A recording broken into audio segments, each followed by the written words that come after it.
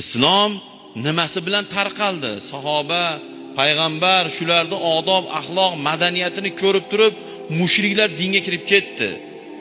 Ha bugun o'sha qo'shnilar endi ularniki musulmon deb bo'lmaydi, lekin musulmon ko'rinishda ish qilyapti bular. Tilida Allohu akbar, bayrog'ida la ilaha illalloh, dinim islom, Alloh uchun, Allohu akbar.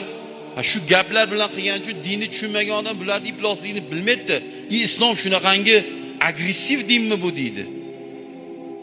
Din shunaqangi urushqoq dinmi bu deydi. Qo'rqaman bunda islomdan deydi. Uning o'rniga xo'p, vatan gado bo'lib mana o'zimizdan, qo'shni davlatlardan o'sha yoqqa chiqib ketganlar bor. Sen uning o'rniga shu yurtingni rivojlanishiga, chetdagi musulmonlarni farovon hayotiga hissini qo'sh, aqa chiqib olib vala qiladi. Bitta musulmonga kerak bo'lsa Xudoni tanitib qo'ygan yo'q. Bitta musulmonga.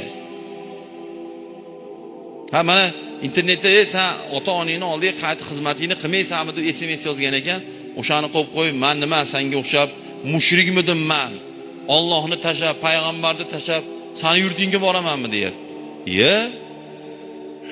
Ha seni Allohing aytdi-ku. Ota-onangga xizmat qil, ota-onangning shukrini ado qil, duosini ol. Payg'ambaring aytdi-ku, ota-onang rozi bo'lsa, keyin Xudo sendan rozi bo'ladi dedi-ku. Nimaga shular payg'ambarning oldiga bir yigit kelib, payg'ambar bilan men siz bilan birga safarga ketay degan hadis borda, shunga Rasululloh "Ha, yur ketaverasan biz bilan" deganda, otam bilan onam unamayapti deydi. Shunda ota-oning unamasa, qayt bo'lmasan, biz bilan ketmagin, ota-oningga itoat qil deydi payg'ambar. Shunda ota-onam "Ey Rasululloh, mushrik ota-onam, mana ko'ring o'zingiz. Ota-onam butga sig'inadigan mushrik" deganda Rasululloh alayhisalom ota-oning mushrik bo'lsa unda bo'ldi, gapiga kirma, yurur demadilar-ku o'sha joyda. Ota-oning mushrikmi, mushrik basmi? Qol, xizmatini qil dedilar. Qiyomat kunida siz bilan mendan, ota-onamizning dinidan, ota-onamizning ibodatidan, amalidan, e'tiqodidan so'ramaydi.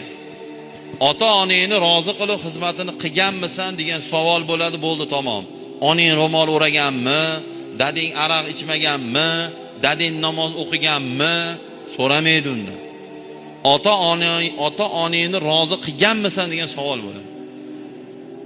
Ota-onalardan farzandini tarbiyasidan so'raydi.